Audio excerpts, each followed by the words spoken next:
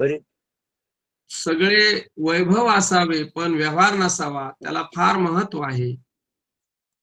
घरात सुनबाई आल्या की म्हाताऱ्या सासूबाईने काही काम करू नये. तसे मुक्त पुरुषाने देखील प्रापंचिक व्यवहार करू नये व पारमार्थिक व्यवहारही करू नये. अव्यवहार्य स्थितीत राहावे. विदेह मुक्तीत अव्यवहार्य स्थिती असते. जीवनमुक्तीत कोणतेही कार्य करायचे राहिले नाही अशी फलस्वरूप ती स्थिती असते. धन्यवाद. ठीक आहे. ठीक आहे.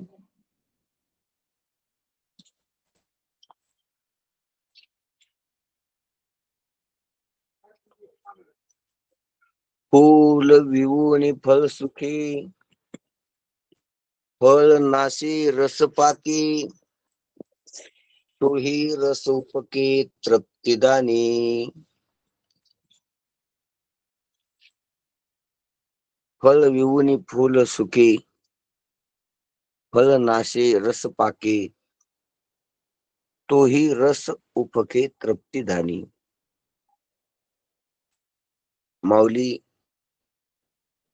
ज्ञानोबाराय दृष्टांत देऊन, फळाचा दृष्टांत देऊन आपल्याला एक समोरच्याला देऊन मागचं कसं जातंय याची एक श्रंखला सांगतात. तसा श्रंखलेचा दृष्टांत नाही, एक एक अलग अलग दृष्टांत आहे.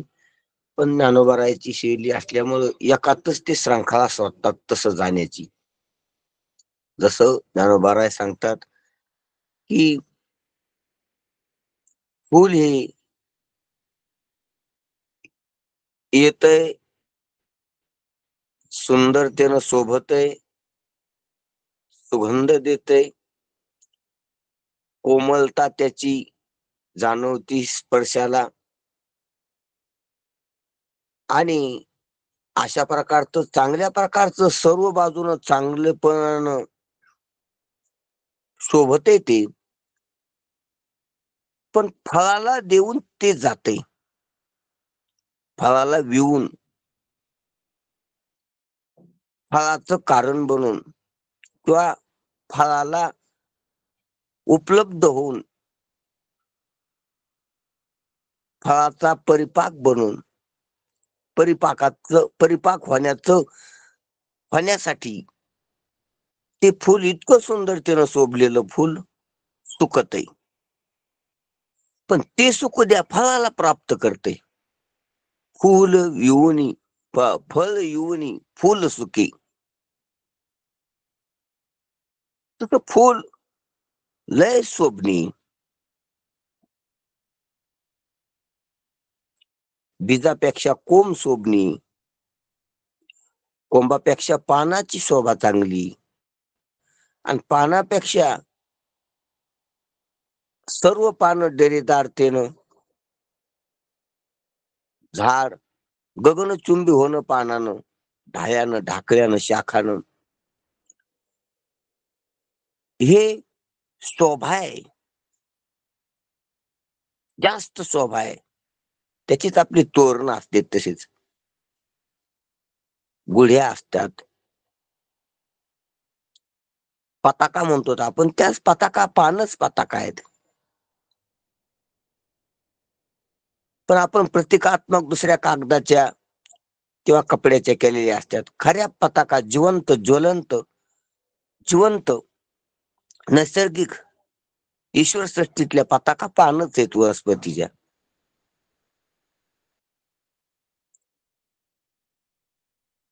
मग ते पानाची शोभा आहे. सर्व ढाकळी, सर्व शाखा मिळून झालेल्या एका पर्णगुच्छे एक एक झाड आहे. मग त्या पानाची शोभा आहे. पानं शोभतात त्याच्या आकारानं, त्याच्या रंगानं, त्याच्या लवलवीनं, त्याच्या हालचालीनं.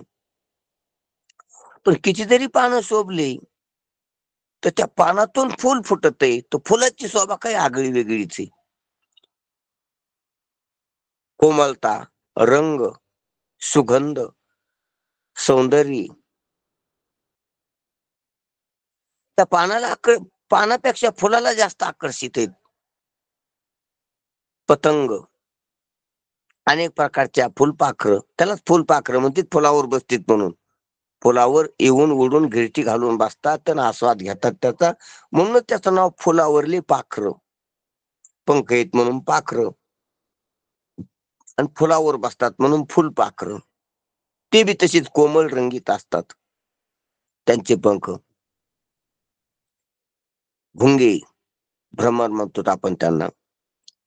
मग फुलाची काही आगळी वेगळी शोभा आहे झाडात इतरापेक्षा, पण एवढं आगळं वेगळं सुशोभलेलं फूल पाहतय, शोभेच वस्तू आहे. त्याच्यामध्ये तृप्ती, जी काही ढेकर देण्याची समाधानाची तृप्ती असती, तर ती फळात असते.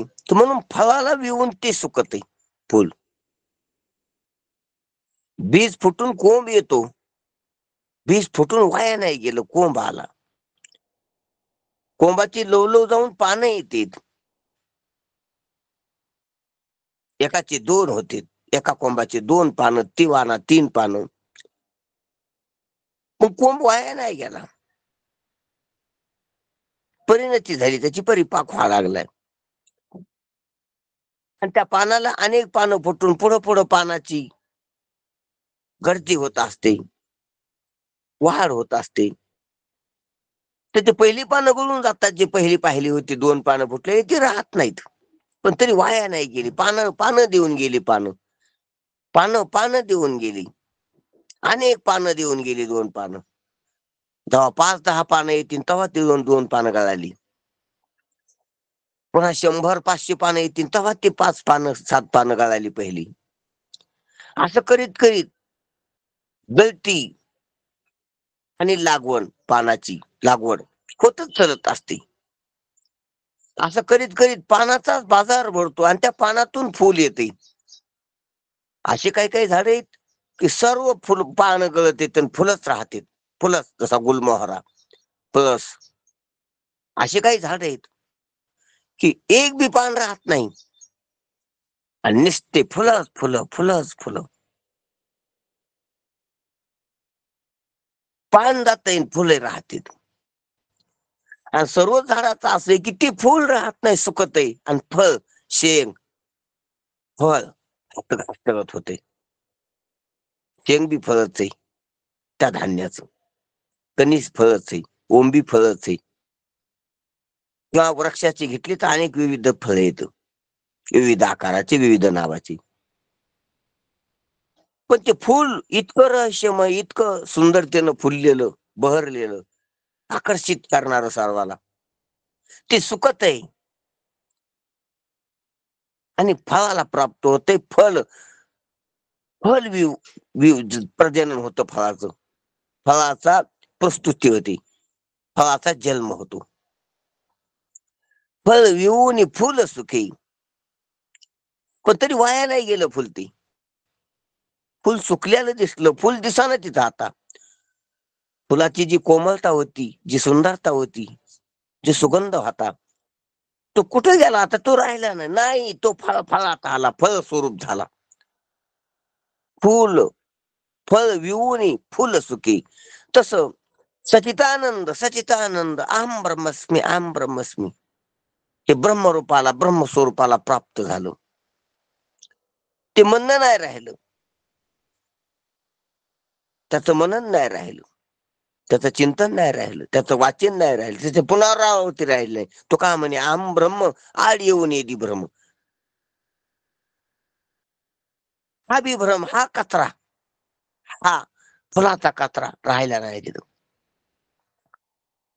पण ते फुलच फळ रूपाला जसं प्राप्त होते, तसं ते सचितानंद म्हणणं सचितानंद स्वरूपाला प्राप्त करते.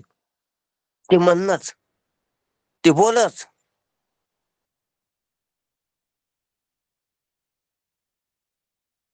ते सचितानंदाचं चिंतनच, ते पदत्रय विवरण करता करताच पदत्रय जाते आणि अद्वैत हाताला येते. तर अनेक पाकळ्या जात्यात आणि एक फळ हाताला येते घनवट.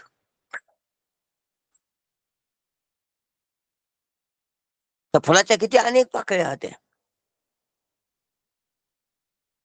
रंगीत होत्या पण पाकळ्या होत्या. भरीव नव्हतं, पोकळ होतं, तृप्ती देण्यासारखं नव्हतं, पाहण्यासारखं होतं. पण त्याच्यातून तृप्ती आली, तृप्ती देणारं आलं, फळ आलं हाताला. फळात रस आहे. फुलातलं जे जे ते सर्व फळात आहे, अधिक ते नाही.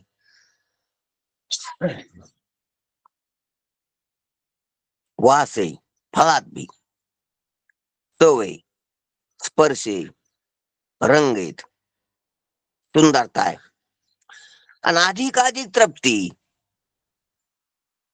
गर आहे, जे फुलात आढळत नव्हता. त्याप्रमाणे सचितानंद म्हणणं साधन आहे, साधन रूप आहे. सचितानंद म्हणणं वाक्य आहे, ते साधन आहे. चिंतन मनन करण्याचं, निधिध्यासन करण्याचं, शोधन करण्याचं.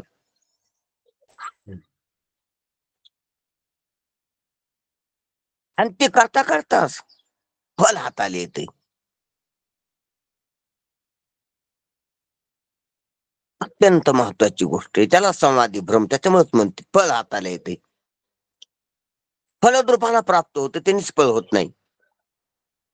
म्हणून फळ विवून फूल सुखे, जसं फळाला प्राप्त करून देऊन फूल बाजूला जातं, फूल सुकत, तसं ब्रह्मस्वरूपाला अद्वय स्वरूपाला प्राप्त करून देऊन स्वस्वरूपाला प्राप्त होऊन हे सचितानंद शब्द बाजूला गेले, सचितानंद म्हणणं बाजूला गेलं, सचितानंदाची वाच्यता बाजूला गेली, राहिली नाही, लुप्त झाली, विरघळून गेली, मौन झाली, ती भाषा राहिली नाही. फळ विवुनी फूल सुखी हा एक दृष्टांत झाला. तसाच फळ नाचे रस पाकी, ते फळ इतकं चांगलं, इतकं चांगलं, पण रसाला प्राप्त होऊन ते फळ बी गेलं. रसपात्रात रस राहिला, आंब्याचा घ्या आंबरस, प्रत्येकाचा, टरबुजाचा, कशाचा बी, मोसंबीचा, कोणतं बी फळ घ्या, फळात रस असतो, रसामुळेच फळ आहे. तो रस जर प्राप्त केला आपण वेगवेगळ्या प्रकारानं, वेगवेगळ्या फळाचा रस काढता येतो रसपात्रात. जसा ऊसाचा रस सारख्यानं काढता येतो, काहीचा मिक्सरनं काढता येतो, काहीचे रस यंत्र आहेत वेगवेगळी काढण्याची, काही हातानं काढावा लागतो, लिंबाचा असा पिळून काढावा लागतो, कापून काटून पिळून वेगवेगळ्या प्रकारचा. पण फळनाशी रस मिळण्यात फळ राहत नाही, फळ राहिलं तर रस मिळत नाही. फळ म्हणजे काय, कातड्यासहित, बियासहित, चोथ्यासहित, दोऱ्यासहित आतल्या त्या रस आहे. रस आहे पण अनेकासहित आहे. तर केवळ रस घ्यायचा असला, रस आहे वसा, केवळ रस, केवळ रस जर पाहायचा असला किंवा प्राप्त करायचा असला, निव्वळ निखळ शुद्ध निष्कलंक निरंजन अल्लख असा जर रस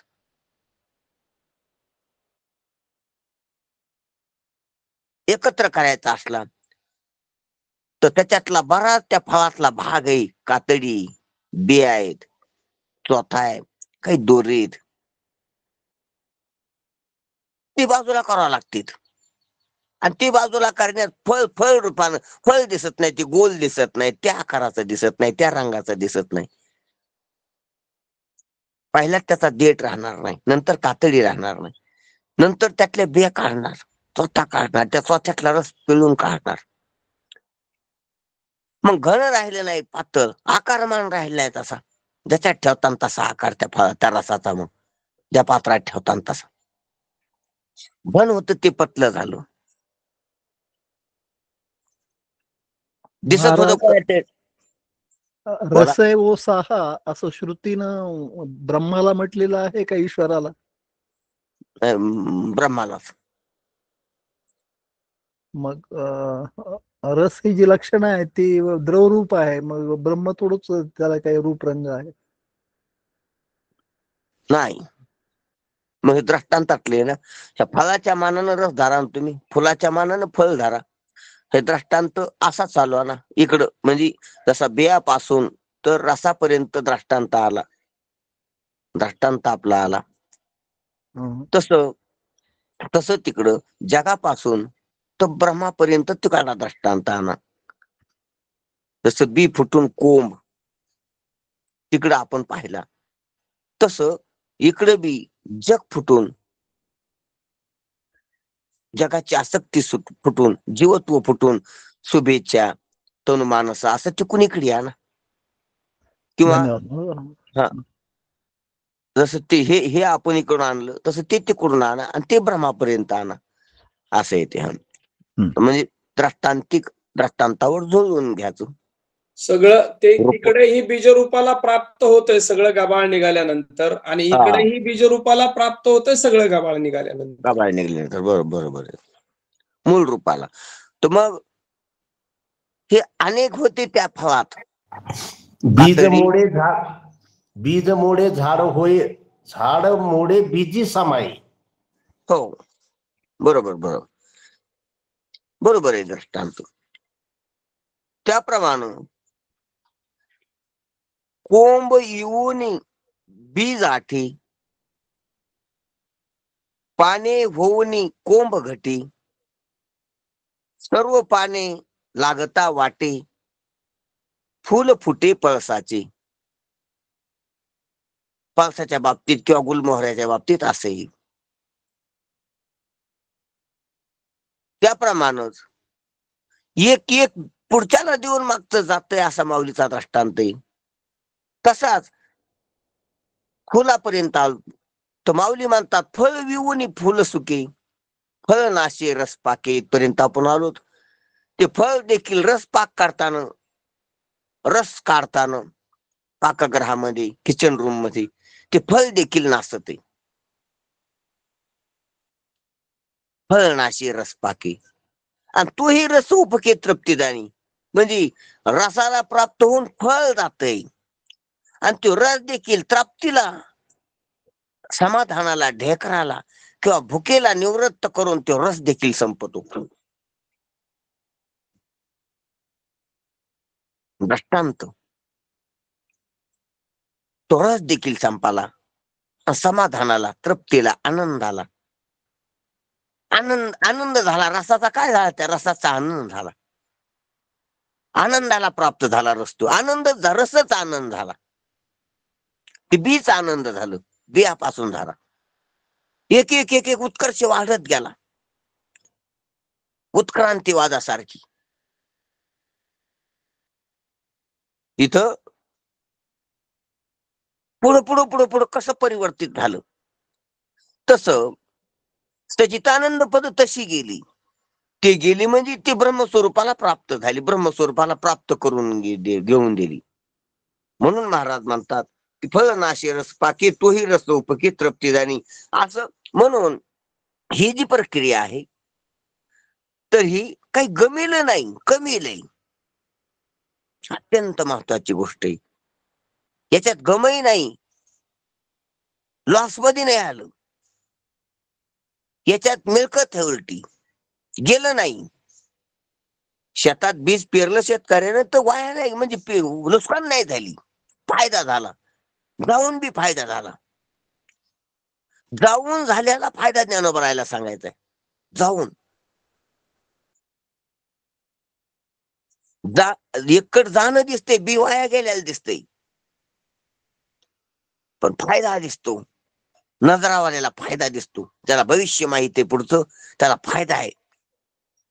आज इतकं बी शेतामध्ये 2 क्विंटल बी मातीत टाकलं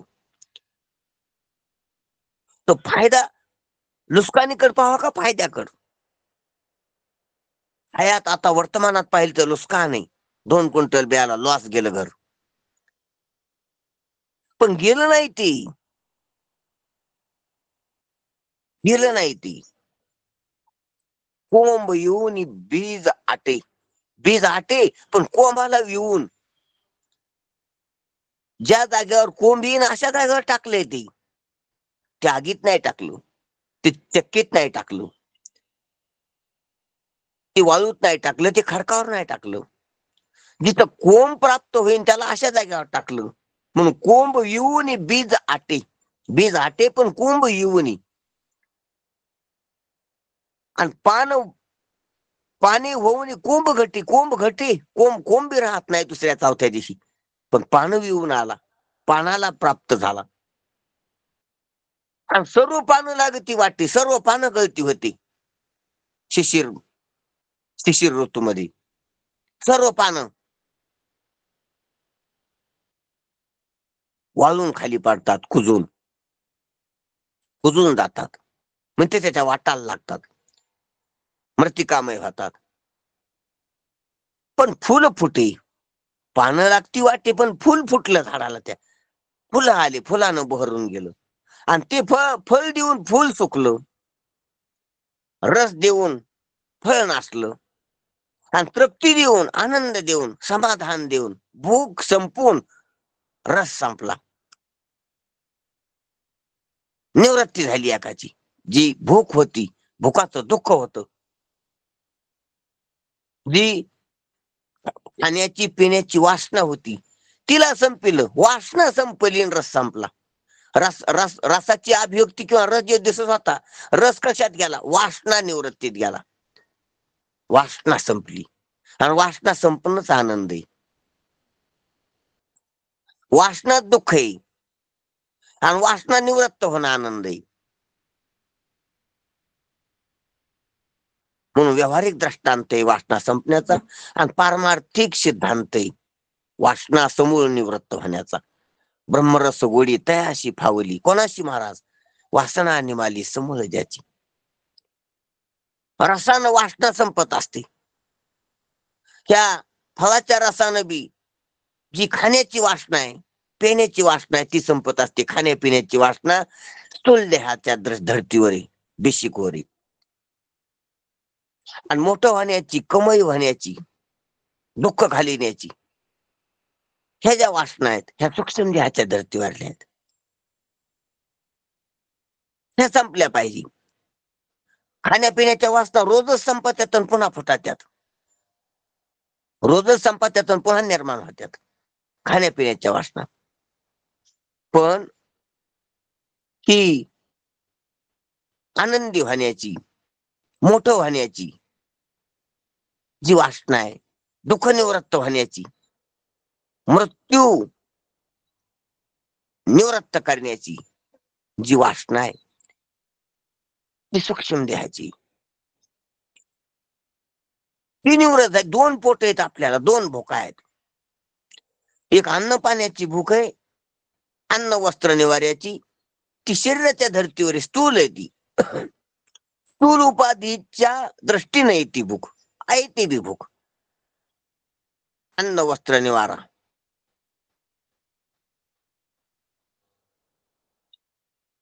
पण ही भूक स्थूल आहे, स्थूल देहाची, स्थूल पोट आहे ती. आणि सूक्ष्म देहाची मोठं होणं. लहान कल्पिले मोठं व्हायचंय, मारणार कल्पिले न मारणार व्हायचंय. ध्यानात घ्या जरा गोष्टी. दुःखी समजिले सुखी व्हायचंय. दुःखी समजिले, दुःखी झाला नाही. दुःखाचा भ्रम पसरलेला आहे आणि सुख मिळवायचंय. मरणाचा भ्रम पसरलेला आहे आणि अमर व्हायचंय. लहानपणाचा भ्रम संकोच करून पसरलेला आहे आणि मोठं व्हायचे प्रयत्न करायचा आहे. ध्यानात घ्या, 2-3 गोष्टी अत्यंत महत्वाच्या आहेत. मोठं व्हायचंय, सुखी व्हायचंय आणि अमर व्हायचंय, आणि तिन्ही एकच आहे. तिन्ही एकच आहे. ध्यानात ठेव. सचितानंदच आहे ती. सचितानंद व्हायचं सचितानंदच आहे, पण सचितानंद ध्यानात आहे ना. बोलण्याच्या पातळीवर सचितानंदच मान लागल. सर्व ज्या वाचता आहेत त्या सचितानंदाच्याच आहेत आणि ते सचितानंदच आहेत. पाण्याशी लागली तहान, पाण्याला तहान लागली, त्याप्रमाणेच झाले. म्हणून सचितानंद मी आहे अशी जर आपण आपल्याकडे दृष्टी उघडली, त्यालाच अहम ब्रह्मस्मी तत्वमाशी म्हणतात गुरु, सोहम म्हणतात गुरु, हंस म्हणतात गुरु. त्यालाच उपदेश करतात की तूच ते ओंकार प्रणव उच्चार होय साचार आत बघ कैसा, तो शब्द वाङ्मय तो मी ऐसा. हे साधकानं ध्यानात घ्यायचंय. म्हणून तो जसा एकाला निवृत्त करून एका बाजूला होऊन पुढचा हाताला येते, हे जशी दृष्टांतातली श्रंखला आहे, त्याप्रमाणेच सिद्धांतामध्ये देखील आतापर्यंत आपण हे करीत वारीत वारीत वारीत शिवशक्तीपासून ध्यानात घ्या जरा तिकडे मागलं बिरशी शक्ती शक्ती शिव गुरु ध्यानात घ्या. शक्ती शिव गुरु वाणी आणि ज्ञानातला भेद इतकं निवृत्त केले चौथ्या प्रकरणापर्यंत. मग जे अभिज्ञान आहे तर त्याच्यात सच्चिदानंद स्वरूपता, त्याचं वर्णन सच्चिदानंद केले स्मृतीनं, तर ते सच्चिदानंदाची वाच्यता पण नाही. हे पाचव्या प्रकरणातलं काम आहे. पाचव्या प्रकरणातला आताचा भाग आहे, तो विषय चाललेला आहे. हे सचितानंद पण म्हणायचं नाही, सचितानंदाची वाच्यता पण नाही, केवळ सचित स्वरूप, सचितानंद स्वरूप. सचितानंद म्हणणं नाही, सचितानंदाचा उच्चार नाही, सचितानंद हे शब्द नाहीत, सचितानंद हे बोलणं ऐकणं नाही, ध्वनी नाही, स्थूल ध्वनी नाही, सूक्ष्म ध्वनी बी नाही, आणि ध्वनीचं कारण बी नाही. अधिष्ठान, केवळ अधिष्ठान. अधिष्ठानामध्ये वाच्यवाचक भाव नाही, तेच सांगायचं येत. अधिष्ठानामध्ये कोण बोलणार कोण ऐकणार, कोण कळून देणार आहे, कोणाला कळून घ्यायचंय, काय कळायचंय.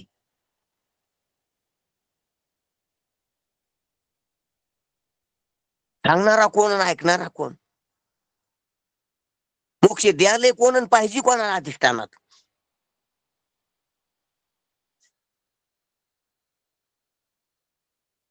परमार्थ करायचा कोणाला आणि मिळायचं काय अधिष्ठानात. अधिष्ठानात द्वैत नाही, अधिष्ठानात उपाधी नाही, निरुपाधिक आहे. म्हणून तिथे भेद नाही, म्हणून तिथे वाच्यता नाही कशाचीच. आणि त्या आवाजच्या स्थितीला, आवाजच्या स्वरूपाला प्राप्त करून हे पद वाटायला लागतात. पद राहत नाहीत, पद पदार्थाला प्राप्त होतात. पद पदार्थ पदी बैसू आणि पदवी घ्यायची. त्या पदावर सच्चित आनंद अद्वय असंग साक्षी, त्या पदावर आरूढ होऊन, पद म्हणजे शब्द, पदवी घेणं, पदवी म्हणजे आपलं स्वरूप. पदवीधर व्हा, पदानच पदवीधर होत असतो. पदवीधराकडे शब्दच असतं काय. शाळेने शब्द शिकले जातात, सर्व शाळा शब्द शिकतात, काय शिकतात दुसरं. पण ते शब्दच असे शिकतात की त्या शब्दानच अक्कलवान होतो. शब्द अक्कल नाहीत, पण शब्दानं सर्वांचं आकलन होईन अशी अक्कल येते योग्य शब्दानं.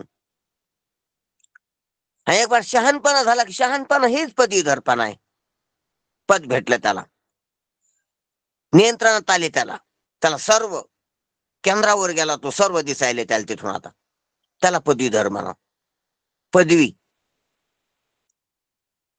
पदावर पदाचा अभ्यास करून, पदाचा अभ्यास करून पदोपदी निजपदी गेली. दोन अर्थ होते त्याची. एक तर पावला पावलाने तिकडे गेली, आणि पद म्हणजे शब्दानं एक एक शब्द सारी सारी सारी शेवटी सच्चिदानंद शब्दावर आलो, आणि सच्चिदानंद शब्द सुद्धा सारून पदावर गेलो. पदोपदी निज पदा गेली.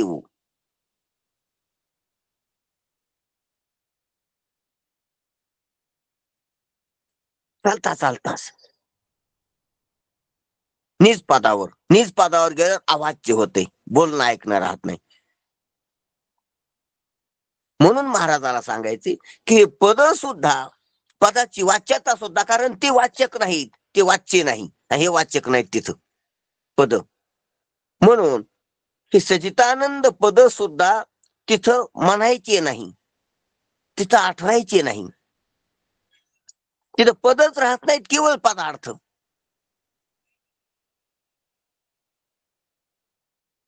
कारण जोपर्यंत भेद आहे तोपर्यंत त्रिपुटी असतात. पद पदार्थ, आणि पद पदार्थाला पद आणि पदार्थाचा अर्थ करणारा हे शिक्षण आहे. शब्द आहेत, शब्द ऐकणारा, घोकणारा, शब्दाचा उपयोग करणारा आहे, आणि त्याचा अर्थ एक आहे शब्दाचा. पद पदार्थ आणि पदाभ्यासक अशी तीन आहेत. पण ज्या वेळेला असं पद येते की जो पदाचा अभ्यास करायला बसलेला आहे त्याच्याबद्दलच पद आहे. ध्यानात घ्या जरा दृष्टांत. पद आहे म्हणजे पद म्हणजे शब्द आहे, शब्दाचा अर्थ आहे, आणि तो अर्थ पाहू जाणार आहे की ध्यानात घ्या जरा. पण ज्या वेळेला अनेक शब्द आले जगातले अवंतर, त्या वेळेला त्या शब्दाचा अभ्यास करणारानं शब्दाचा अभ्यास आणि त्याच्या अर्थाचा अभ्यास केला, अर्थाचा आणि शब्दाचा संबंध जुळून घेतला त्या विद्यार्थ्यांनी, विद्या ग्रहण करणाऱ्यांनी, आणि शहाणा होत चालला, हुशार होत चालला, शब्दज्ञ होत चालला. पण असा शब्द आला की तो शब्दाचा अर्थ ती येते. जो अभ्यास करायला जाणार आहे तोच अर्थ आहे त्या शब्दाचा, असा शब्द पुढे आला तर काय होईल?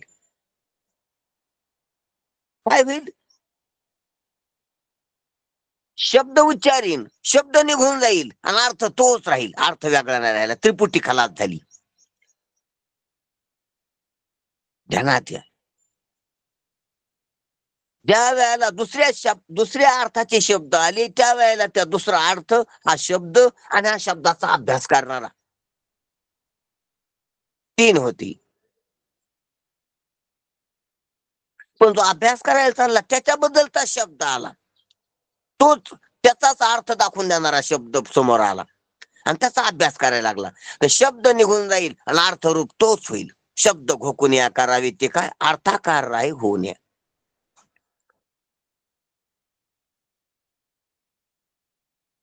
शब्द जातील आणि अर्थ वेगळा राहणार नाही. त्रिपुटीच फाटली, तुटली, सांडेली त्रिपुटी, दीप उजळला घटी. त्याला कळालं की अहम ब्रह्मस्मी. बस शब्द म्हणणं गेलं, ब्रह्म झाला. ब्रह्म न कळण्याचा म्हणजे अविद्येचा भ्रम गेला, अविद्या कार्याचा भ्रम गेला, म्हणजेच कार्य कारणासहित अविद्या पूर्ण निवृत्त झाली, आणि खाली अधिष्ठान उरलं, दीप उजळला घटी, सांडेली त्रिपुटी. पदाचा अभ्यास करणारा पद आणि पदाचे अर्थ वेगवेगळे होते जगात, त्रिपुटी होती, ती त्रिपुटी गेली, आणि एकमेव अद्वितीय खाली उरलं. हे जसं म्हणजे शब्द जाऊन खाली अर्थ रूपाला प्राप्त होत असतो, त्याप्रमाणे ज्ञानोबा राहायला म्हणाय ते फळ नाशी रस पाकीन तोही रस उपकी तृप्तीदानी. असो म्हणून तृप्त्या दोन प्रकारच्या आहेत. एक स्थूल देहाच्या रूपानं होणारी देह समाधान व्यवहाराची तृप्ती, आणि एक ही म्हणजे दोन वासना आहेत. एक शरीराच्या संबंधानं वासना आणि एक जीवत्वाच्या संबंधानं वासना. शरीराच्या वासना संबंधानं वासना ही कार्यरूप आहे. हा न मरण्याची, मोठं होण्याची, सुखी होण्याची जी वासना आहे ती कारण रूपामुळे, कारणामुळे काही आणि कार्यामुळे काही. त्या चुकामुळे ही चूक आहे. ध्यानात घ्या. ब्रह्म न कळणं मुदलात अविद्या हा दोष आहे. त्या दोषामुळं न मरावा, मी मरू नाही, मी सुखी असावा, मी मोठा व्हावा, ही चूक आहे. आणि त्या वासनेमुळे शरीर भेटले, आणि शरीरामुळे खाणं पिणं राहणं, कपडे आहेत, घर आहे, बायको आहे, लेकर आहेत, दुकान आहे, नोकरी, शेती, शेवाय, चोऱ्या आहेत. हे समजा जो खटापोटे कशामुळे? स्थूल देहामुळे. स्थूल देह कशामुळे? सुखाच्या वासनेमुळे. वासनेमुळे स्थूल देह भेटलाय. त्या वासना कशामुळे आहेत? अज्ञानामुळे आहेत.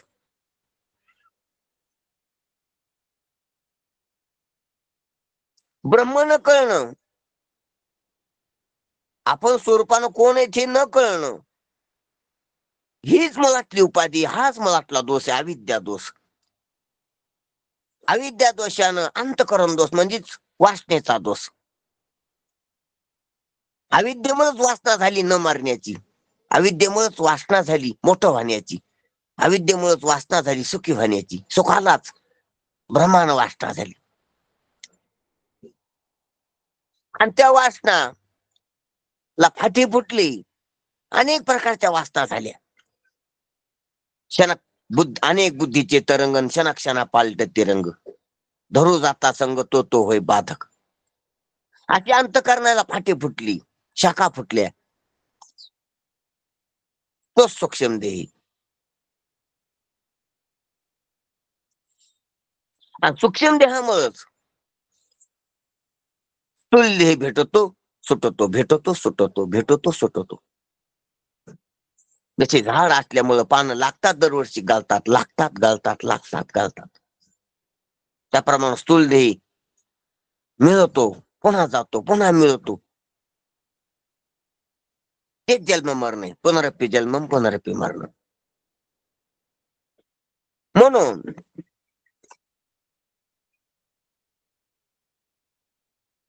कशामुळे व्हायला लागला आपण पाहिले, त्याची कारण मीमांसा पाहिली. तर मुळातले जे अज्ञान आहे ते जर गेलं, मूळ अविद्या जर निवृत्त, आणि ती मूळ अविद्या निवृत्त सचितानंद आपलं जे स्वरूप आहे, सचितानंद पदाच्या अर्थाच्या विशेष स्वरूपाच्या ज्ञानानं त्या विद्या राहत नाही. मी सचेत आनंद असंग साक्षी अद्वै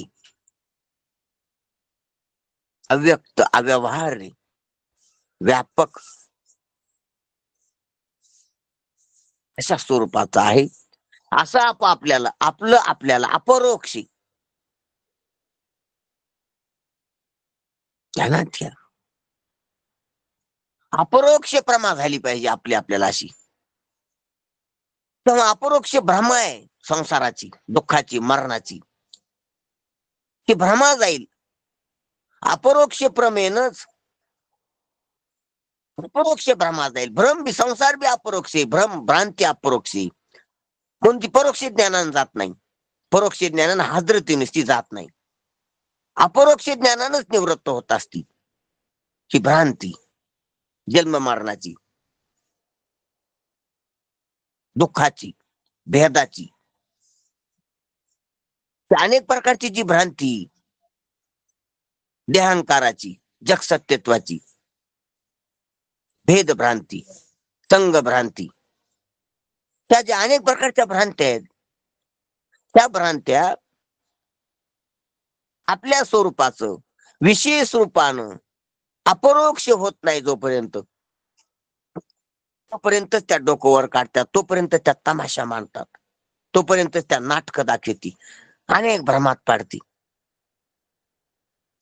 कुठं कुठं बुडू बुडू पुन्हा काढते. ती भ्रांती साधी नाही, अनादी काळाची अविद्येची अनिदा, माझी विश्वस्वप्नाचा धांदा, भोगीत होता प्रबुद्धा अनादी जो असो. म्हणून असा जो काही हा प्रपंचाचा अध्यास आहे, अध्यारोप आहे, तर हा निवृत्त करण्याची प्रक्रिया म्हणजेच परमार्थ आहे. गुरुकडे येणं, गुरुग्रही राहणे, गुरुशी संवाद करणे, महावाक्याचं चिंतन करणे, म्हणजे काय करलं, त्या अध्यारोपाचा अपवाद करणे परमार्थ. म्हणजे अपवादाचा भ्रमच हेतू एक. मग अपवाद करता करता करता करता सच्चिदानंद ह्या महावाक्यावर आलो, सच्चिदानंद ह्या वाचनावर आलो, तर त्याचा सुद्धा अपवाद करून टाकणं ही पाचव्या प्रकरणाची ही शैली सांगण्याची महाराजाची. की ते सच्चिदानंद पद सुद्धा काय होतात, तर निवृत्त होतात, बाजूला जातात. पण ती बाजूला जाण्यासाठी आधी साधनारूढ त्या चिंतनावर यावं लागेल ना. म्हणून सांगायचं तात्पर्य की शेवटी सर्व सोडले आणि हे धरलं होतं. आधी तर संसाराचाच हव्यास धरला होता, मग संसाराचा हव्यास कमी केला आणि परमार्थाचं चिंतन सुरू केलं. भजन, ध्यान, पूजा, नाम. मग ते कमी केलं आणि ऐकणं सुरू केलं. बसून आता काही करायचं काय नाही, फक्त ऐकायचं, कारण सताड उघडी असतात. ऐकता ऐकता इतर ऐकता ऐकता महावाक्य चिंतन ऐकलं. मग आता ऐकणं बंद झालं,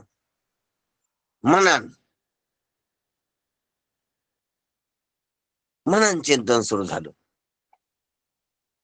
जे ऐकलं आतापर्यंत तसंच चिंतन केलं, जे मुख्यत्वानं ऐकलं, जे श्रेष्ठ आहे ते ऐकलं.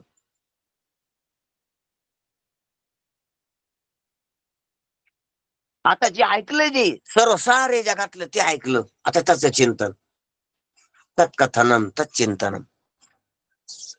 जे कथन केलं त्याचं चिंतन, जे ऐकली कथा त्याचं चिंतन, आत्मकथा ऐकली त्याचं चिंतन, त्याचं निध्यासन, मनन निध्यासन, त्याचं शोधन.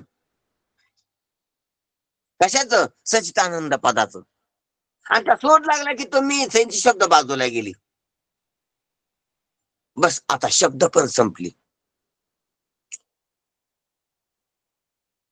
हे पहा, इतर परमार्थ गेला, ऐकण्याचा आला, ऐकणं गेलं, मनन आलं,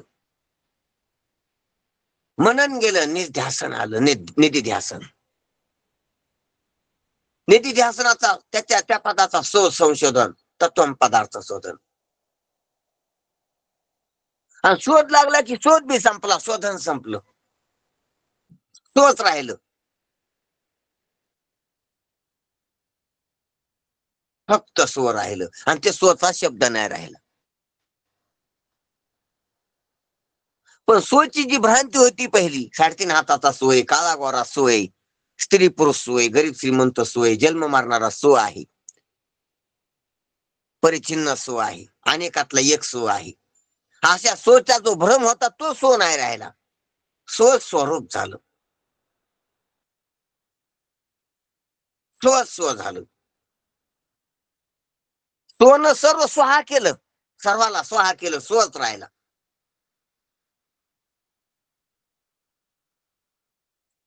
याला म्हणतात ब्रह्मज्ञान. सोनं सर्व स्वहा करावं,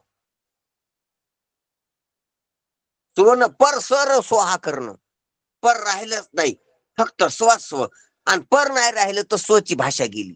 पर आसन तर स्व, आणि पर जर सर्व भक्षण केलं सोनं, तर मग पर गेलं तर सो म्हणणं गेलं, सोची वाच्याता गेली. कशा करता म्हणायचं सो, कोणाला म्हणायचं सो, कोण म्हणेन सो, कोण ऐकन सो मानलेलं, कोणाला का नाही, कोणाला वाणी आहे सो म्हणायला.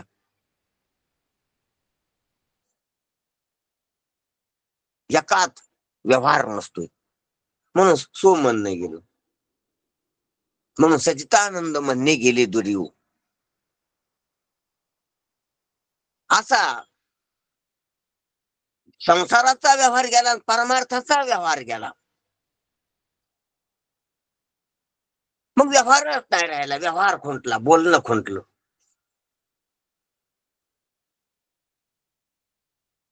अशा अव्यवहारी स्थितीत राहणं, अशा अव्यवहारी स्थिती हे स्वरूप आहे. अव्यवहार आहे, इथे व्यवहार नाही. म्हणजेच खरं खरं खरं ठिकाण आलं, खरं गाव आलं. चलणं संपलं म्हणजे खरं गाव आलं, खरं घर आलं. घरात चलणं नसते, घर मिळण्यासाठी चलणं असते.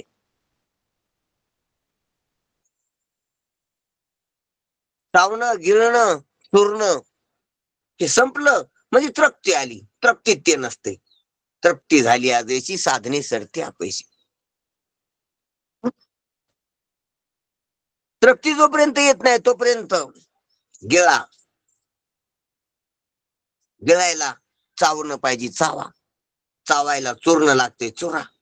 चुरायला स्वयंपाक करावं लागते, करा. हे सर्वच यात आहे. पण तृप्ती झाल्यावर सर्व संपत्ती, साधने सरती अपयशी. सर्व साधनं संपते. काय साधन संपतं? गिळणं संपते. तृप्ती झाली की गिळणं. आज गिळायचंच काम नाही तर चावायचं कशाला? चावणं संपते. चावायचंच काम नाही तर चोरायचं कशाला? ताटात. चोरायचंच काम नाही तर वाढायचं कशाला? आणि स्वयंपाक कशाला करायचा? साधने सरती अपयशी, जे का आत्मतुष्टी तैशी करणे नाही. म्हणून तिथं कुठलंच कर्म, कुठलीच क्रिया आणि कुठलाच व्यवहार नाही, अव्यवहारी. म्हणून अव्यवहारी राहणं, हा अव्यवहार्यताला प्राप्त होणं, हाच आनंद, ही तृप्ती, हे स्वरूप आहे. तेच मोक्ष. मोक्षाचं खरं स्वरूप काय तर तेच आहे. उगार आहे निवांत शिन शिवाय, हा शीन आहे सर्व. अरे कैशेनं संसारातलं सुख प्राप्त होईल असं विचारित बसणं, त्यासाठी काही करीत बसणं, आता शिनच आहे. पण कैशेनी दैवत प्रसन्न त्वरित, आणि त्यासाठी प्रयत्न करीत बसणं, हा सुद्धा शिनच आहे. कैशेनी दैवत प्रसन्न त्वरित, उगार आहे निवांत शिन शिवाया. कैशानी संसारात सुख, कैशेनं होय प्राप्त, उगार आहे निवांत शिन शिवाया.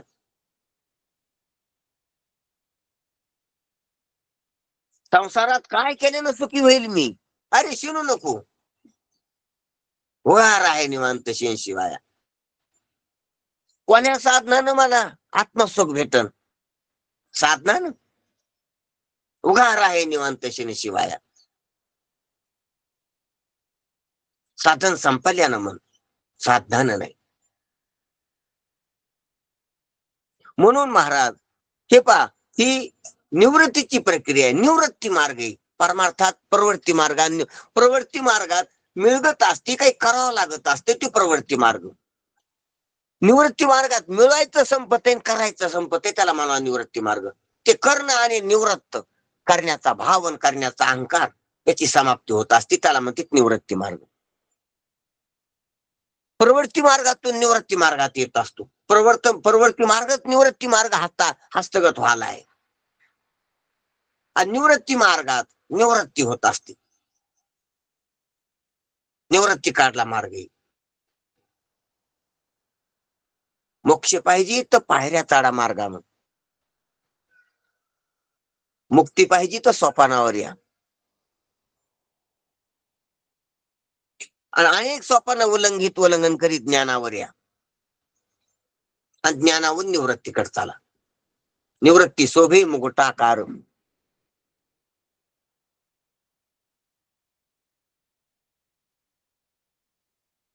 सकल ही तीर्थी निवृत्तीच्या पायी तेथे बुडी देई माझ्या मना.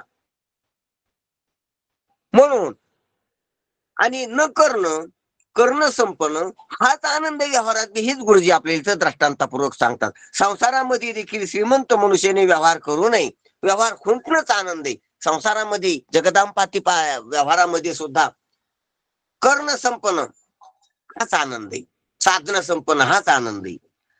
आणि ती श्रीमंती, तेच वैभव देखील म्हटले जाते. संसारामध्ये देखील श्रीमंत मनुष्याने व्यवहार करू नये. गरीब माणसाजवळ पैसा नसतो म्हणून त्याने धन प्राप्तीसाठी व्यवहार करणे शोभते. गरीब माणसाकडे तुटपुंजा व्यवहार असतो, काही पुरत नाही, आणि म्हणून त्यानं धनप्राप्तीसाठी काहीतरी मिळायसाठी व्यवहार करा, दुकान करा, नोकरी करा, व्यापार करा, शेती करा, काही काही वेगवेगळ्या प्रकारानं करा व्यवहार. ते सोबत आहे त्याचं करणं गरीब माणसाचं. पण श्रीमंताने व्यवहार धंदा करणे सोबत नाही. वैभवशाली श्रीमंत, गडगंज श्रीमंत, त्यानं व्यवहार पानटपरी टाकून बसणं, त्यानं दुकान टाकून बसणं, त्याला सोबत नाही. एखादा मोठा मंत्री आहेत आणि त्यानं काहीतरी दुकान, किराणा दुकान टाकले म्हणजे आमच्या गावात, आणि स्वतः हात ते बसले तिथं, तर ते तसं त्याला सोबत नाही. त्याच्या पदाला, त्याच्या वैभवाला, त्याच्याकडे असलेल्या इस्टेटच्या त्या मानानं, त्याच्याकडे पाहण्याचा जो लोकांचा दृष्टिकोन आहे त्या दृष्टिकोनाच्या रीतीनं ते शोभत नाही, शोभनीय नसते. राजानं जसं काहीतरी दुकान टाकून बसली. पण श्रीमंताने व्यापार धंदा करणे शोभत नाही. त्याने नेहमी अव्यवहार्य राहणे शोभते. मिळालं सर, मिळाल्याची काय खुणे, त्यानं मिळाल्याची खुणे मिळविणं संपणं. मिळविणं संपल्याशिवाय मिळालं कसं म्हणता येईल? मिळविणं चालू आहे तर मग त्याला मिळालं कसं म्हणता येईल? आणि व्यवहार म्हणजे मिळवी नाही, सर्व व्यवहार मिळविण्याचा आहे. त्याने नेहमी अव्यवहार्य राहणे शोभते. श्रीमंतानं नेहमी अव्यवहार्य राहणे शोभते वैभवशाली माणसानं. पण माणसाला श्रीमंतच व्हावे वाटते व श्रीमंत होऊन देखील व्यवहारच करावा वाटतो. हा प्राय स्वभाव झालेला आहे. माणसाला श्रीमंतच व्हावे वाटते. ध्यानात घ्या, श्रीमंत झालं तरी श्रीमंतच व्हावं वाटतं, हे अधिक आहे. गरीबाला तर श्रीमंत व्हावं वाटतंय, पण श्रीमंताला बी श्रीमंतच व्हावं वाटतंय. ही याच्यातली विशेषता आहे. गरीबाला श्रीमंत होणं गैर नाही, पण श्रीमंताला श्रीमंत होणं गैर आहे.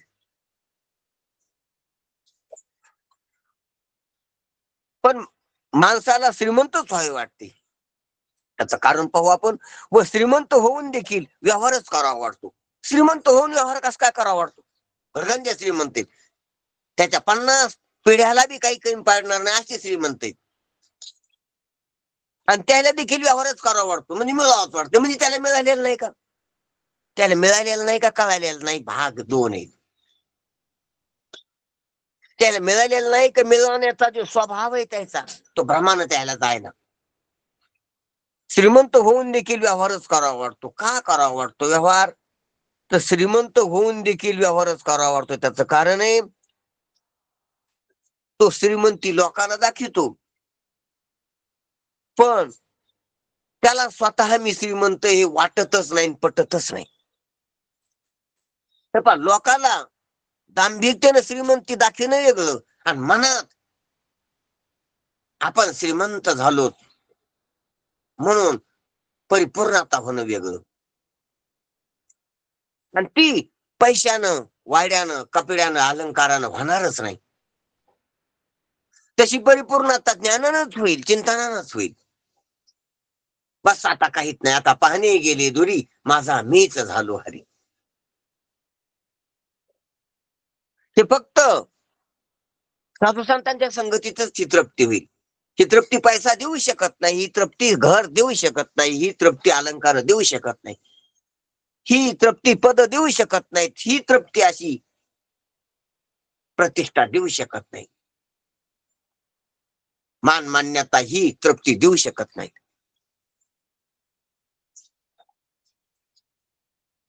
कारण ते येणारे जाणारे सर्व तृप्त करू शकत नाही, तृप्त करू शकत नाही. मान देणारे लोक आहेत,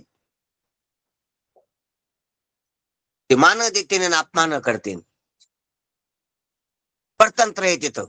मानकरी परतंत्र आहे मान मान घेण्यात आणि मान न घेण्यात.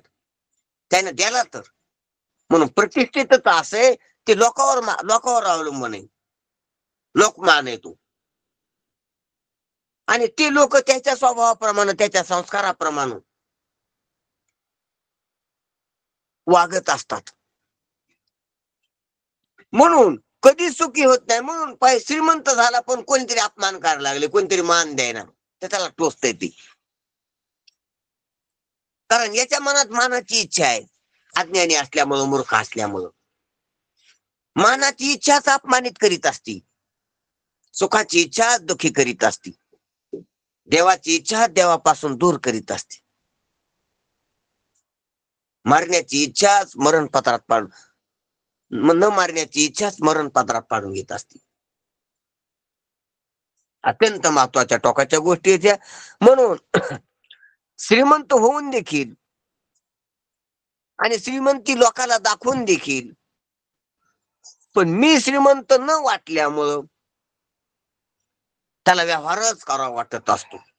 हे पा वरून लोकाला दिमाग दाखवण्यासाठी श्रीमंती दाखवणं वेगळं, आणि आतून मनातून आपण आता श्रीमंत झालोच, बस आता पुरे आता नको तुझी याची सत्ता, हे होणं वेगळं. म्हणून श्रीमंती दाखवतो पण श्रीमंत झालो असे वाटतच नाही. असं पटतच नाही त्याला त्याच्या मनात की आपला आला पडावा आला, आपलं आलं, जे पाहिजे होतं ते आलं. जो मागा तो वो पाया है, जो मागा था वो पाया है. असं जर झालं तरच खुशियों का दिन आया. सुखाचे दिवस कधी आले? जे पाहिजे होतं, जे अनादी काळाचं पाहिजे होतं ते मिळालं तर. ज्याची इच्छा, ज्याच्या इच्छेमुळे जीवत्व आहे, ज्याच्या इच्छेमुळे चळवळ आहे, ते प्राप्त झालं तर. म्हणून व्यवहारच करावा वाटतो. ते न कळाल्यामुळे श्रीमंताला देखील व्यवहारच करावा लागतो. हे दृष्टांतातलं तसंच इकडं आहे की आपण ब्रह्मा आहोत हे न कळाल्यामुळं, हे न पटल्यामुळं पुन्हा साधनेतच पडतो, साधनाच करतो. म्हणून अव्यवहारी राहत नाही, म्हणजे व्यवहारातच पडत असतो. हे त्यातलं मुख्य आहे सांगणं महाराजाचं. सगळे वैभव असावे पण व्यवहार नसावा, त्याला फार महत्व आहे. महाराज म्हणतात सर्व वैभव असावे, श्रीमंताचा दृष्टांत देतात, पण व्यवहार नसावा, करणं काहीच नाही. एखादा गडगंज श्रीमंत काय म्हणले त्याच्याकडे दुकान आहे का? म्हणले दुकान बी नाही. काय नोकरी कोणाला घरात नाही? म्हणली नोकरी बी नाही. कमविण्याचे साधन तर काही दिसत नाही आणि कमाईचा तर तोटा नाही. यालाच म्हणा श्रीमंती. केलेलं काही दिसत नाही आणि कमी काहीच नाही.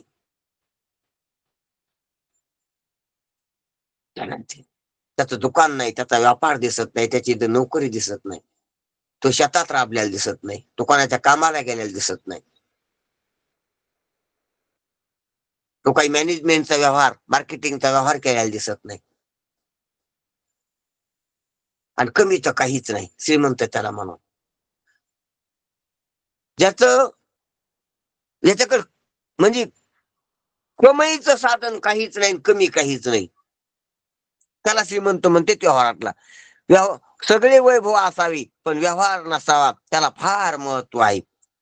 तसं घरात सोनबाई आल्या की म्हाताऱ्या सासूबाईने काही काम करू नये, तशी मुक्त पुरुषांनी देखील प्रापंचिक व्यवहार करू नये व पारमार्थिक व्यवहारही करू नये. अव्यवहारी स्थितीत असावी. जसा जनक राजा व्यवहारातला व्यवहार बी करीत नव्हता आणि पारमार्थातला व्यवहार बी करीत नव्हता. विधेय स्थितीत जनक दोन्हीकडे बी राजा होता. जनक लोकात बी राजा आणि परमार्थातला बी राजा. तसे गुरु असतात.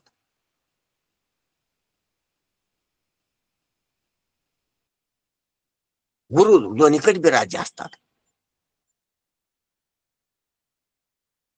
गुरु हा संत कोळीचा राजा, गुरु हा प्राण विसावा माझा, गुरुविन देव दुजा पाहता नाही त्रिलोकी. राजे असतात, तुका म्हणे आम्ही राजी त्रिलोक्याची परी नव्हे कोणाची उणेपुरी. म्हणून घरात जशी सूनबाई आल्यावर सासून मंथन लावू नाही, सासून भांडे घासू नाही, सासून धुणं धुवू नाही, सासून करू काहीच नाही, आणि सासून बहुतेक सांगू काहीच नाही, सासून बसून राहावं पाहावं, आणि सासून कणकुत करू नाही, घराणे करू नाही, पाहावं. जशी स्थिती आहे तैशा परी राही, कौतुक तू पाही संचिताची. सासून अव्यवहारी असं काम करू नाही, ते जसा व्यवहारातही तशी मुक्त पुरुषाने देखील प्रापंचिक व्यवहार करू नये व पारमार्थिक व्यवहारही करू नये. ही अत्यंत महत्वाची शिरोभागाची शेवटची गोष्ट गुरुजी सांगून जातात.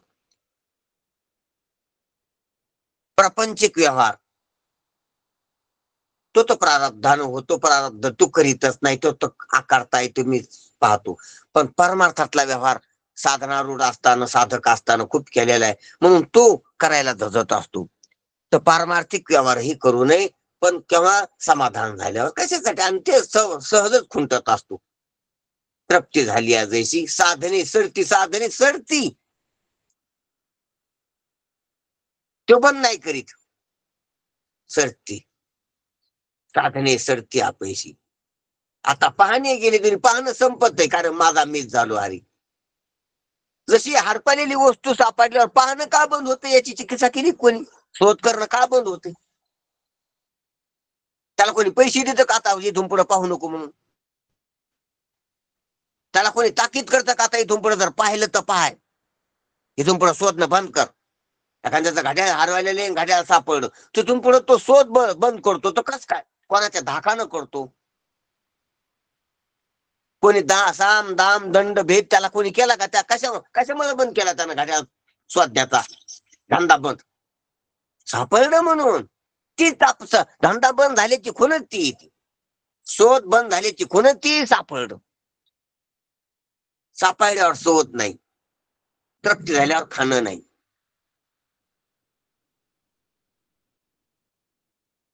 कसं अज्ञान गेल्यावर जन्म मरण नाही, संसारातला व्यवहार नाही, परमार्थातला व्यवहार नाही.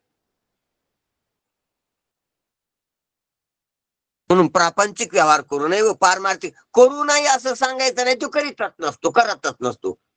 घड्याळ सापडल्यावर तिथून पुढे पाहत बसू नाही असं विधान नाही, अशी विधी नाही.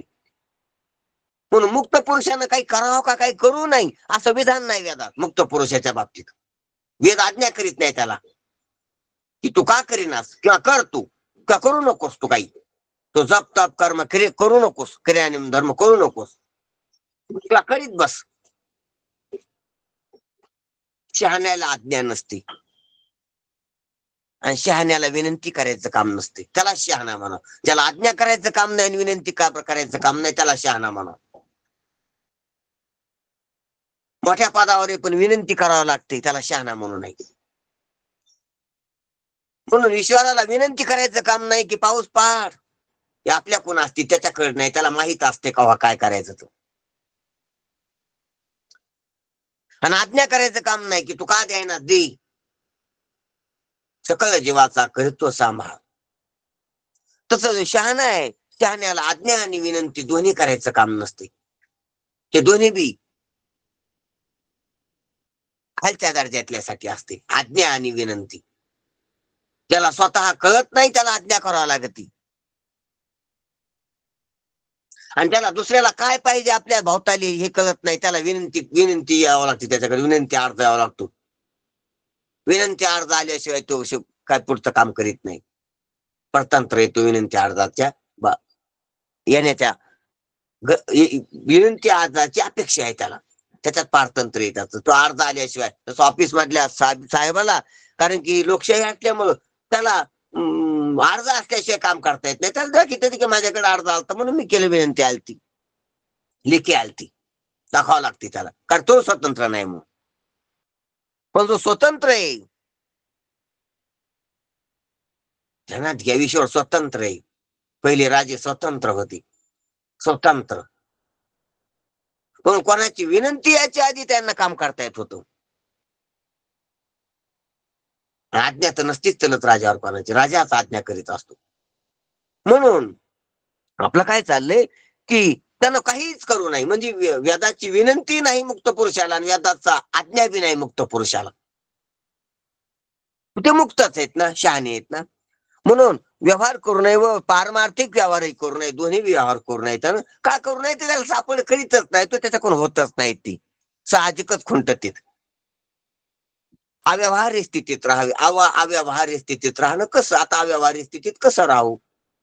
तर अव्यवहारी स्थितीत राहणं म्हणजे मी आकारताय हे सर्व प्रकृतीचा व्यवहार आहे, बुद्धीचे व्यवहार आहे. सर्व सर्व हा प्रकृती व्यवहार, प्रकृतीच्या धर्माप्रमाणे, प्रकृतीच्या त्या प्रारब्धातल्या सर्व मागायच्या त्या यंत्रणेप्रमाणे व्यवहार चालू आहे. श्वासाचा व्यवहार चालू आहे, मी श्वास घ्यायना सोडीना. नाड्या वाट रक्त प्रवाह वाहण्याचा व्यवहार प्रकार प्राकृतिक चालू आहे, मी काही ते रोखीना किंवा त्याला गती द्यायना त्या रक्ताला. नाड्याची ठोके चालू आहेत, हृदयाची स्पंदन चालू आहेत, केसाची वाढ चालू आहे, ती रोखता येत नाही आणि तिची स्पीड वाढवता येत नाही. हे शरीराचं यंत्र चालू आहे, त्याच्या प्रवाहाप्रमाणे प्राकृतिक आहे ते. त्याच्यामध्ये काय हस्तक्षेप करायचं काम नाही, मी त्याचा करता नाही, मी करायलो म्हणून व्हायना ते. ज्या अगोदरचे संस्कार आहेत त्या संस्काराप्रमाणे मनाची चळवळ चालू आहे, त्या मनाच्या चळवळीप्रमाणे प्राणाचा व्यवहार चालू आहे. प्राणाच्या शक्तीप्रमाणे स्थूल देहाचं हातपाय हलण्याची, पापणं लावण्याची, हृदयाची स्पंदन पडण्याची, नाड्याची ठोके पडण्याची, रक्ताची गती वाहण्याची, त्यापाचयाची क्रिया चालण्याची, अन्नाचं पचन, रसाचा रक्त होण्याची, हे सर्व व्यवहार, शारीरिक अंतर्गत व्यवहार आणि बाह्य व्यवहार, हातपाय हलवून मार्गक्रमण करण्याची, देणं घेणं करण्याची, बोलणं ऐकणं होण्याची, हे सर्व व्यवहार प्राकृतिक आहेत, प्रकृतिक आहेत, प्रकृतीचे व्यवहार आहेत आणि ते चालू आहेत. आणि त्याचा मी करता नाही, त्याचा मी साक्षीद्रष्टा आहे. माझ्या प्रकाशात सर्व व्यवहार व्हाले, तर व्यवहाराच्या वस्तू आणि चाललेले व्यवहार खरे नाहीत. लटिका हा व्यवहार, सर्व हा संसार, हा व्यवहाराचा अध्यास आहे. मी अधिष्ठान आहे, तर अधिष्ठान कुठं करता असतं का व्यवहाराचं? मी करता नाही, मी भोगता नाही, मी पाहता नाही, मी साक्षी. आणि साक्षी भाष्य आहे समोर आहे. याचं दिसणं आणि याचं असणं याचं नाही, हे नाहीच. करोनी संसार वाहू स्वरूपी अहंते ठाऊ, व्हाव या अध्याय 15वा हा जसा भगवद्गीतेचा अध्याय. संसाराला वाव ठरून स्वरूपाच्या ठिकाणी अहंता पावसण्यासाठी, स्वरूपाला प्राप्त होण्यासाठी अहंता, जसा 15वा अध्याय लिहिलेला भगवद्गीतेचा व्यासानी किंवा कृष्ण भगवानाने अर्जुनाला सांगितलेला किंवा ज्ञानोबरायानं तुम्हाला आम्हाला मराठीत लिहिलेला आहे, त्याप्रमाणेच इथं सर्व व्यवहार खुंटतो. आणि अव्यवहारी स्थिती कशी? तर आपल्या ठिकाणी कृत्यच नाही ना. ध्यानात घ्या, ध्यानात घ्या. एवढा प्रयोग पाहतो, वेळ राहिल्या मला भाने. पण पायानं मार्गक्रमण व्हाले, वाट माग चाललेली, ठिकाणं माग पडायलेत, एक एक पाय उठलून पुढे पडायला. म्हणून पाय का पुढे उठलून पडायलाय? प्राणाच्या शक्तीमुळं. प्राण का शक्तीचं प्रदर्शन करायला, व्यवहार करायला? मनातल्या इच्छामुळं, कुठतरी पोहोचण्याची इच्छा आहे. मनात तशी इच्छा का झाली? तर ती प्रारब्धामुळं. ती प्रारब्ध का होतं? तर अगोदरच्या भ्रांतीतल्या जगसत्यत्व बुद्धीमुळं, भ्रांतीतल्या मागच्या होऊन पडलेल्या अविद्येमुळं. ती अविद्या गेली आता, पण तिचं कार्य जे होतं माग होऊन पाहिल्यालं त्यालाच प्रारब्ध म्हणतो. त्या खोट्या प्रारब्धामुळे खोटा व्यवहार. म्हणून मी चाललो नाही, मी चालायलो नाही. मी पुढे चाललो का माग माग माग पडायलो, माग वाट पडायली, पुढं शरीर चाललेलं दिसायले. ते पायामुळे दिसायले, ते प्राणामुळे दिसायले, ते मनामुळे दिसायले. ते दिसायले नाही, भासायले. तसं काहीच नाही व्हालं. शरीर जगन वाट दोन नाही, ते ठिकाण ही वाट दोन नाही. शरीराची सर्व अवयव आणि पृथ्वी आणि वाट दोन नाही.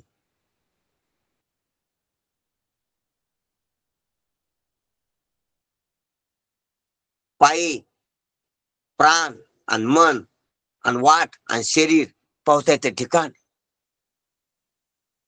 ते अनेक नाही. हा भ्रम आहे सर्व, प्रकृती आहे सर्व, त्या अविद्या आहे सर्व. हा भ्रम आहे, भास आहे सर्व, अध्यास आहे सर्व. त्या अध्यासाला सत्य म्हटलं की मी करता वाटतो, आणि त्या अध्यासाला सत्य म्हटलं की मी ब्रह्मस्वरूप आहे याच्यावर पडदा पडतो, जो लपवणी जगात आभास. आणि जर तिकडे डोळा उघडला तर दावी मग ग्रास सुप्रगटला करी या सर्वाचा ग्रास होतो. हे सर्व दिसत असताना अध्यास आहे असं ओळख येते, आणि अध्यास आहे असं ओळख येणं ही जीवनमुक्ती. अध्यास आहे असं ओळख येणं हीच अव्यवहार्य स्थिती. व्यवहार दिसतो पण मी करता नाही, मी साक्षी. म्हणून लटका व्यवहार आहे. मग व्यवहार माझ्या ठिकाणी नाही. मग व्यवहार हा दिसत असताना मी अव्यवहाराला अव्यवहार्यच आहे. व्यापाराची गाडी मोडता ही आपाडी, पण आखरीचे न मोडी पाऊल केही. व्यापार गडगंज व्यापार दिसायला लागलाय, पहा लागल्याला.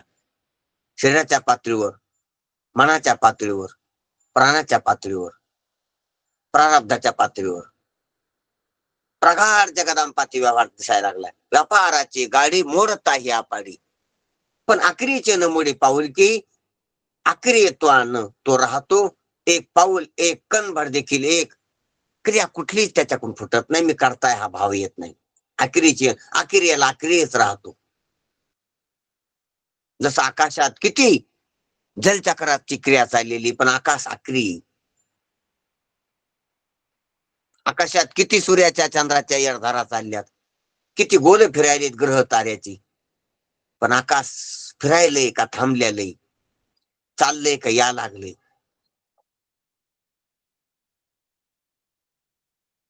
आकाश सर्व आकाशात व्हाले, पण आकाश अव्यवहारी. आणि आकाश असंग आहे, अव्यवहारी असंग आहे. पाऊस पडायला, आकाश नाही पडायला. पाऊस ओलं करायला जमिनीला, कागदाला, पानाला, झाडायला, पण वारं आकाश नाही ओलं व्हालं, म्हणजे आकाश असंग आहे. पावसानं इतर ससंग व्हायले. पावसाची क्रिया इतरावर कशावर व्हायला लागली, व्यवहार आकाशात व्हायली, पण आकाश क्रियावान नाही. आणि आकाशात त्या पावसानं कशाला तरी संग व्हायला, ससंग व्हाले, ओलं व्हाले काही, पण आकाश नाही ओलं व्हालं. मग आकाश कोरडत नाही, कोरडं बी नाही आकाश बाप्पा. ओलं बी नाही, कोरडं बी नाही. आकाश पाऊस पडायला, आकाश पडायला का आकाश पडायला नाही. आकाश थांबलेले का थांबलेले बी नाही. म्हणजे नंतर थांबलेलं म्हणलं नंतर पडत नाही, नाही पडायला. आता पडत नाही, मागं पडलं नाही, पुढं पाडणार नाही, पडत नाही ती.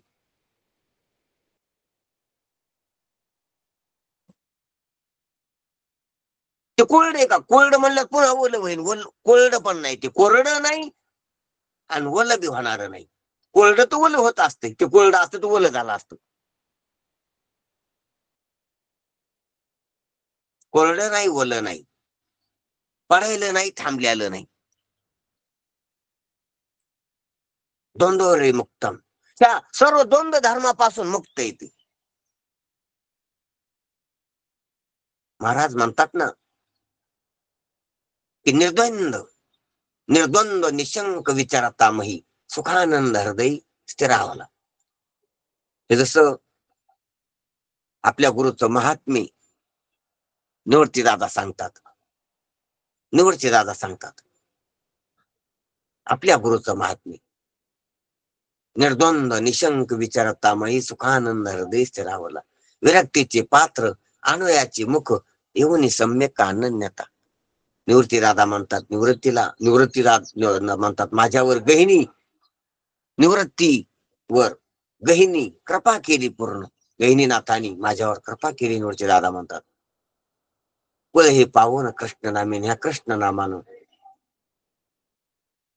त्या कृष्णाच्या उपदेशानं भगवद्गीतेच्या उपदेशानं कृष्णाच्या भागवताच्या उपदेशानं कुळ हे पावन झाले.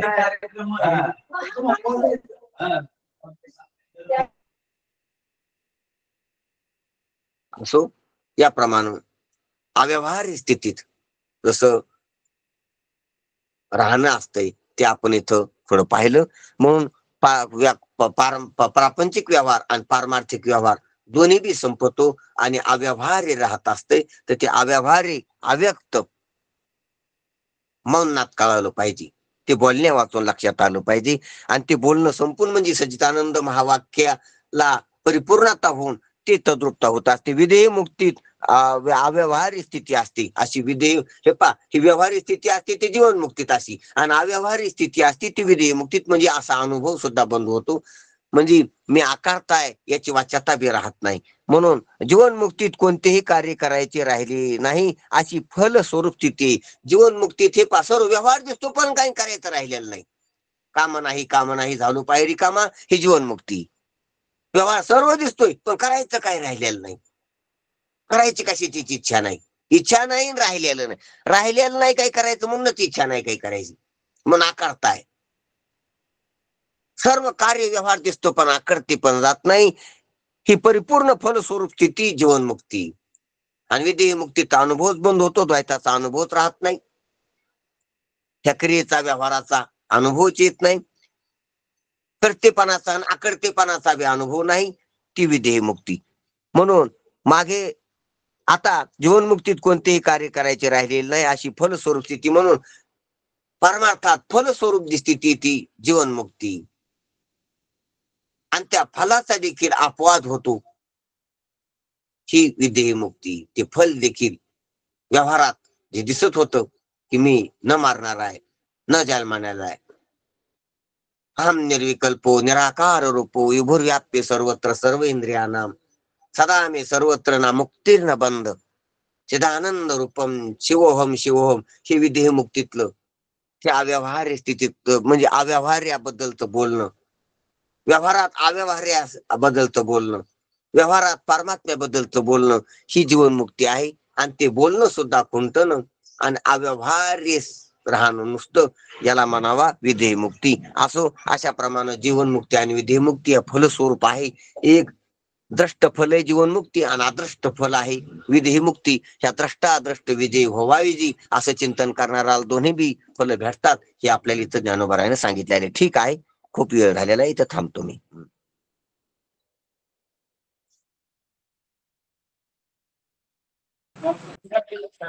कुंडली गौरदा हरी विठ्ठल श्री देव तुकाराम पंढरीनाथ की जय.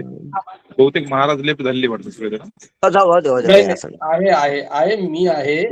फक्त मला ते म्यूट करायला थोडा ओपन करायला वेळ गेला. जय हरी महाराज. जय हरी. जय हरी. जय जय हरी. सर्वांना जय हरी. जय हरी सर्वांना. हो, जय जय हरी. हरी. जय हरी बाबा. जय हरी. सर्वांना सर्वांना जय हरी माऊली. सर्वांना जय हरी बाबा. जय हरी महाराज सर्वांना. जय हरी. जय हरी. जय हरी जय हरी जय हरी. चांगलं धन्यवाद महाराज सर्वांना जय हरी. हा जय हरी बाबा. जय हरी. हा जय हरी. जय हरी. ठीक आहे. हा रामकृष्ण हरी बाबा. हा रामकृष्ण हरी. रामकृष्ण हरी. रामकृष्ण हरी. चला एक्झिट करूया सगळेजण मिळून. ठीक आहे.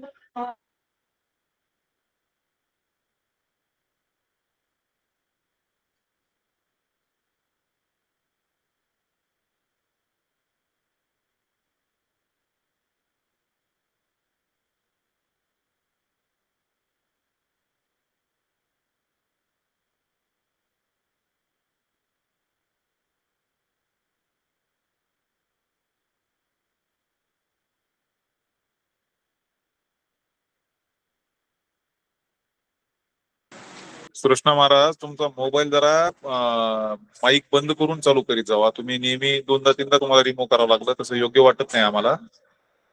माईक बंद करून, कॅमेरा बंद करूनच जॉईंट होत जा. ठीक आहे.